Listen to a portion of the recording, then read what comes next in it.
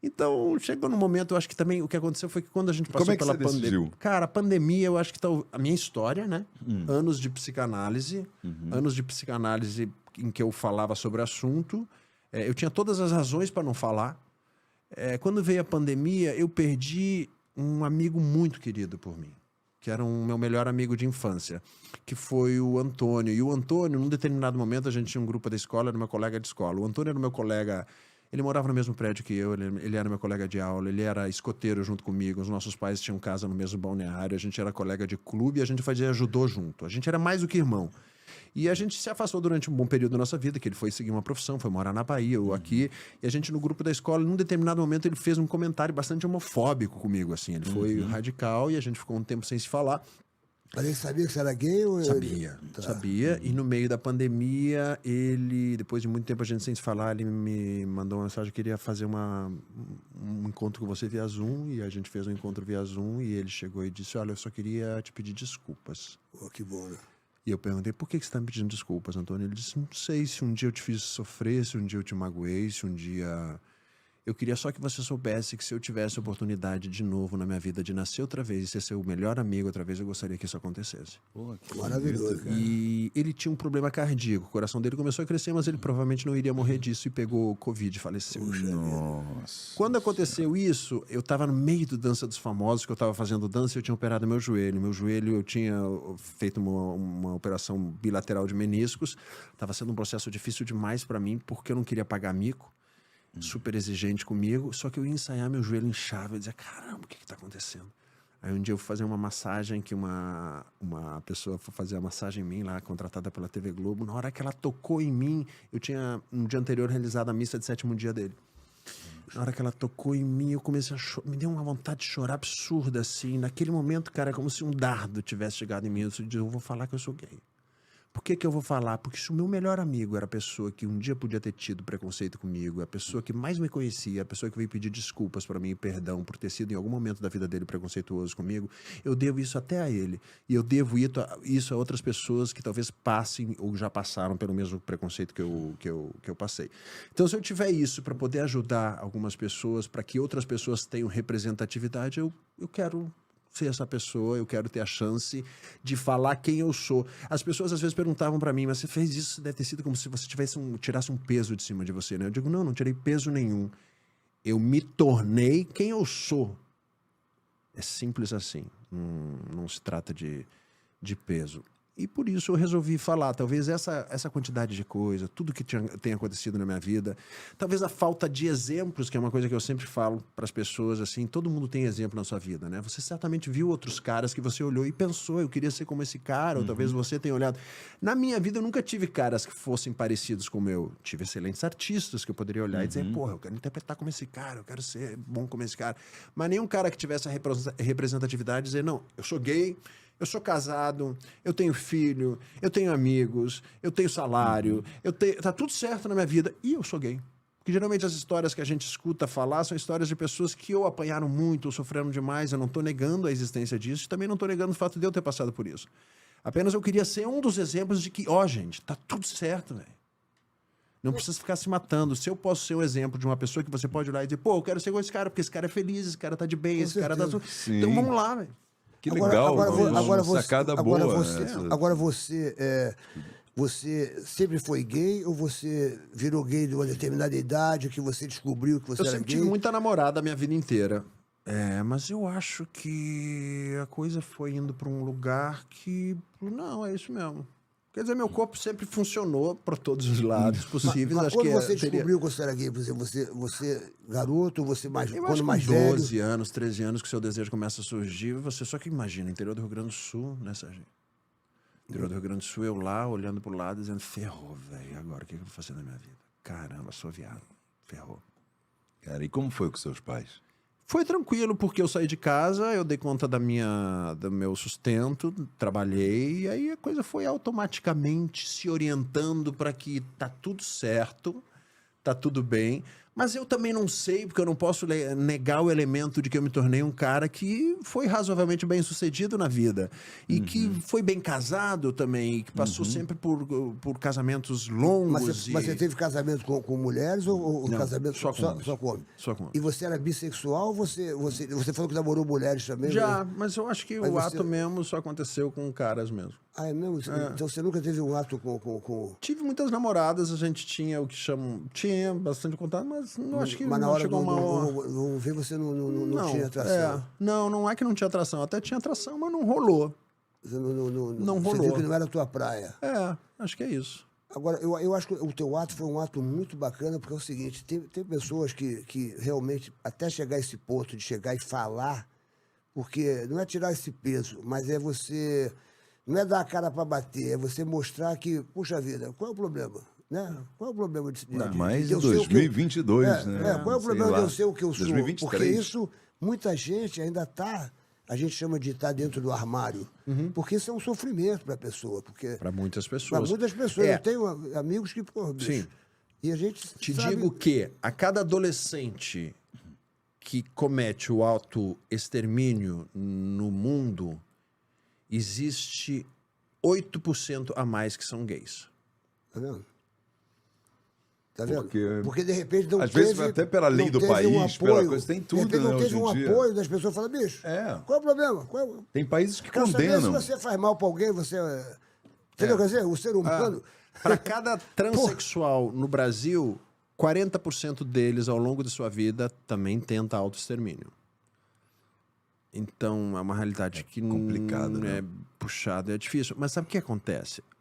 Isso é o que a gente até estava conversando. A gente, por natureza social, a gente é machista, a gente tem preconceito racial, a gente é homofóbico, a gente tem que cuidar para não ser. Mas, na verdade, a gente é. A gente, por natureza, é. A gente tem que só tomar cuidado para entender que a gente tem que ser confortável para que a existência de quem está do seu lado possa existir, né? Você não vai recriminar a existência do outro, porque basicamente é isso. Você nasceu diferente do que outra pessoa é, e a pessoa diz, não, eu não quero que você seja diferente. Você não pode existir. Por quê? Porque Deus não quer. Quem falou isso? Você. Você acha que foi a igreja que criou essa... Eu acho que também ajudou. Ajudaram também a fazer essa história. Ajudaram, mas o Papa hoje ele tá tão bacana, sabia? Eu não sou católico, tá? Quero deixar isso claro. Eu sou praticante budista há mais de 25 anos. Mas o Papa tem se mostrado um cara bastante afetivo com a minha comunidade. Sim. Nesse sentido. Bicho, Bastante acolhedor. Ele fala que é da natureza humana também. Mas você percebe que muitas pessoas escondem o seu preconceito através de uma questão religiosa. É o que as pessoas fazem.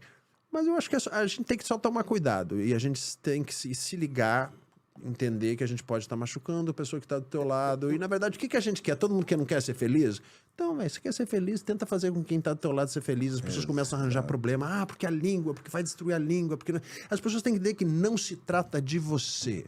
Se trata do outro. É do outro que nós estamos falando, é do conforto do outro. Você não está passando pelo preconceito. Muitas vezes a gente que não passa pelo preconceito tem dificuldade de entender o que está acontecendo no coração de quem está ao seu lado. Eu acabei de fazer um espetáculo, que era um espetáculo que chamava 12 anos, A Memória da Queda. Era um espetáculo baseado naquele filme 12 anos de escravidão, que ganhou o Oscar em 2014, que fala sobre o preconceito racial. Eu era o único do elenco eram só 3 pessoas no elenco.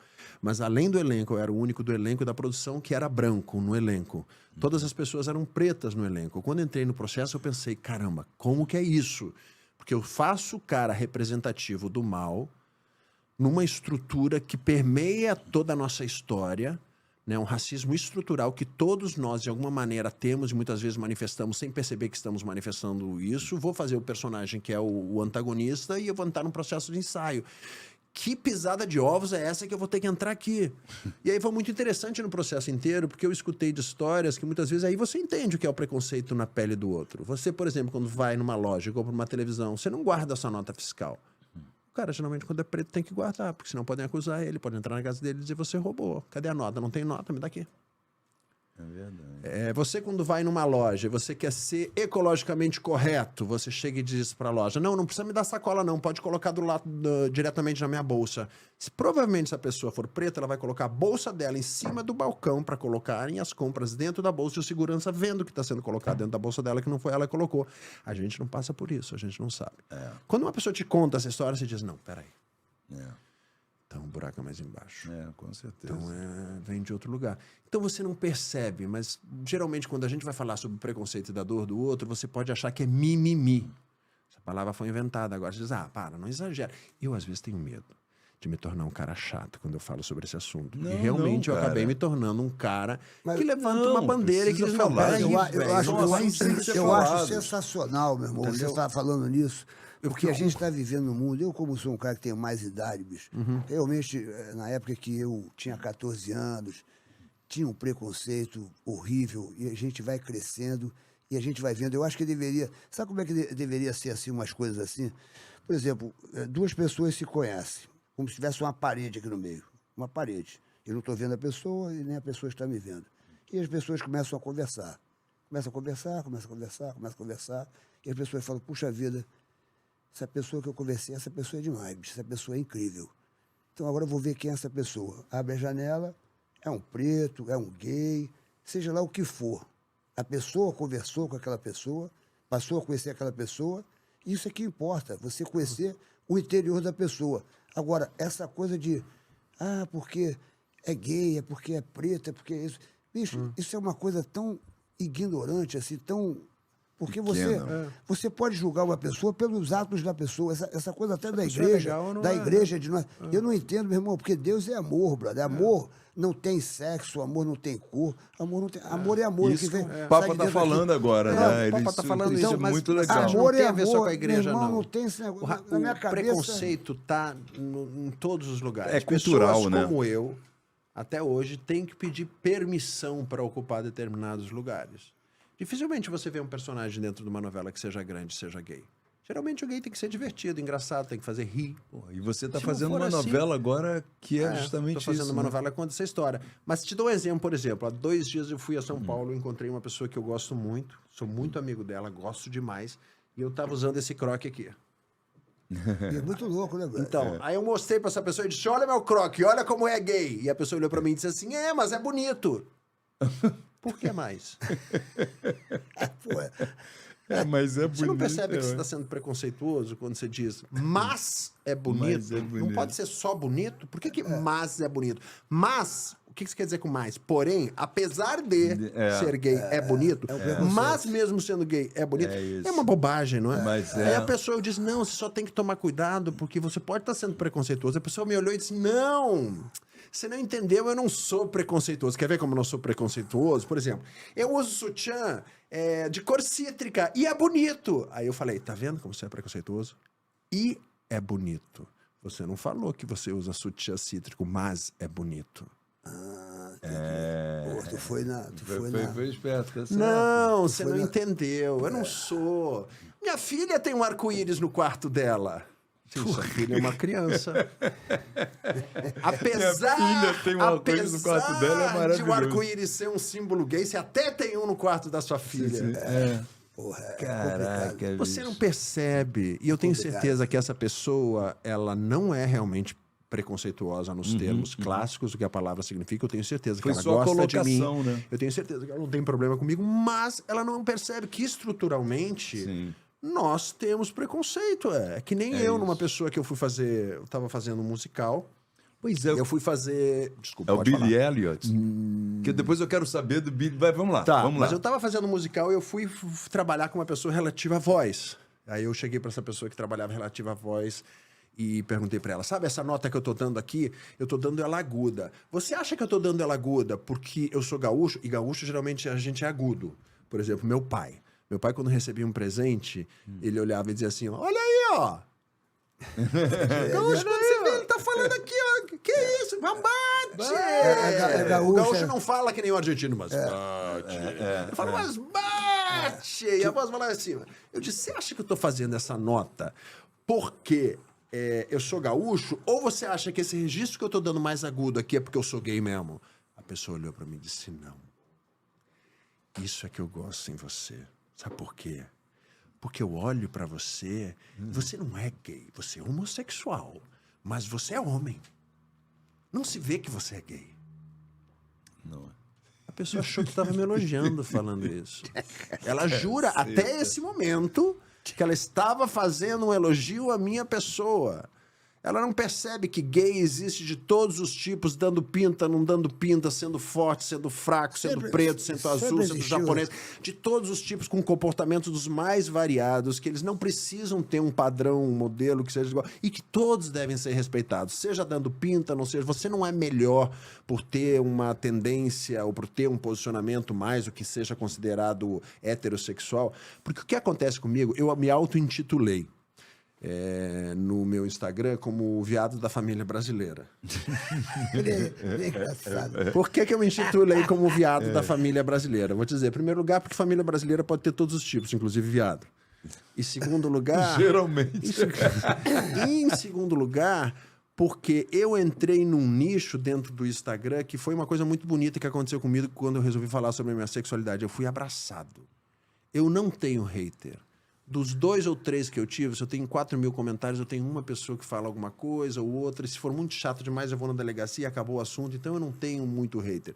Eu fui abraçado. Eu recebi as mensagens mais carinhosas, mais afetivas, mais bonitas que eu recebi na minha vida quando eu resolvi falar lindo, que eu né, era gay. velho? É lindo, mas ao mesmo tempo, eu sinto que eu tenho o que chamam de passabilidade maior. Por quê? Porque talvez as pessoas olhem e digam, não, mas ele tem um jeito hétero. Ele é branco. Ele é bem-sucedido. Ele é casado há muitos anos. Ah, ele tem um filho lindo. Tá tudo certo, você pode ser gay. Pô, nada a ver, né? É assim que funciona. Então, na verdade, é que pessoas como eu, existência como a minha, muitas vezes, quando não tem a mesma estrutura de vida que eu tenho, ou essa passabilidade que eu tenho, É que difícil. talvez seja até um calo que eu tenha adquirido na minha vida, justamente por medo de preconceito, né? Eu não sei. Talvez eu fosse um cara que tivesse um comportamento mais afeminado e tá tudo certo. Qual o problema? Mas esse não me tornou eu. Talvez eu seja um calo da minha história. Mas tá. Mas tua história é muito bonita, brother. Você é um cara que, porra, que... Esses preconceitos todos que você deve ter vivido e você chegou e vambora e, porra, entendeu? Porque não é pra qualquer um falar, né? Você tem que...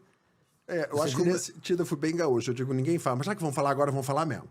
E aí é isso que me dá prazer, eu acho, ter essas postagens do Instagram, porque daí eu me tornei representativo disso. Aí vão falar, então vamos falar sobre isso. Não, tá legal, eu quero falar sobre isso. E vem... Como é que foi fazer aquele pai do Billy Elliot, que era um pai totalmente preconceituoso com o filho, não era? Engraçado isso, né?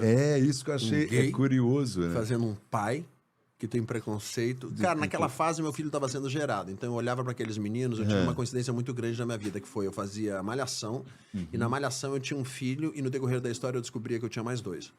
E ao mesmo tempo me chamaram para fazer Billy Elliot, que dividia o papel 3 atores diferentes, eu olhava para aqueles meninos, eram 3 meninos, na Malhação eram mais outros 3 garotos. Que engraçado. E o meu filho sendo gerado, e ninguém sabia disso, eu não contava para ninguém, ninguém soube que eu ia ser pai. Minha família só ficou sabendo 4 meses depois da gestação. E aí eu olhava para aqueles moleques e dizia, caramba, meu filho vai ter cara de quem? Vai ter a cara desse, vai ter a cara desse, vai ter a cara desse, vai ter a cara desse. Era um sinal, né? Então, aconteceu... A paternidade para mim veio de uma maneira muito forte na ficção e na realidade ao mesmo tempo. Acho que talvez por isso, Melasma. Eu quero...